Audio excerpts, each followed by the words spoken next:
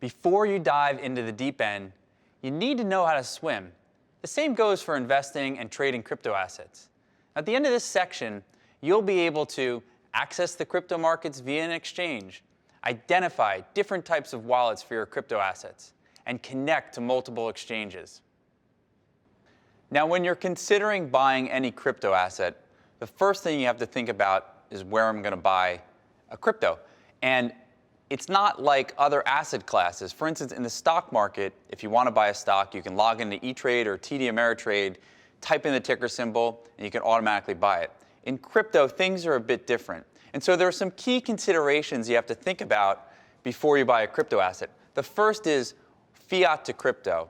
Now, to move into these markets, there are only a limited number of exchanges that take either US dollars, euros, or yen. So you have to find what those exchanges are and exchange them for some of the crypto reserves. For instance, Coinbase accepts Bitcoin, Ethereum, Litecoin, and Bitcoin Cash. The next consideration is location. There are some geographic limitations and restrictions as to what exchanges you can use, especially if you're a US customer. So this is a consideration when choosing an exchange. And lastly, you have to think about which coins you want to trade. Not every exchange supports every altcoin. So if you go to coinmarketcap.com and you pick a specific ticker symbol and then click on markets, you can identify what exchanges trade the coins that you're looking to trade. Now, a couple examples of major exchanges are Coinbase, which is connected to the GDAX exchange. Now, Coinbase is US-based. They have over 13 million customers. They've just recently passed Schwab in the number of customers, and they're the largest exchange in the US. But Coinbase has its limitations. You can only buy Bitcoin, Ethereum, Litecoin, and Bitcoin Cash. You can't buy any altcoins. Now, to do that, you have to purchase one of these crypto reserves on Coinbase and then transfer them to another exchange, such as Bittrex.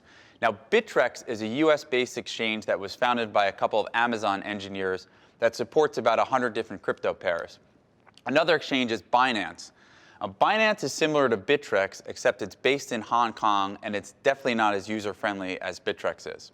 Another exchange is Bitfinex, which is the largest altcoin exchange. However, it's restricted to US customers. And finally, in the United States, you've got Poloniex.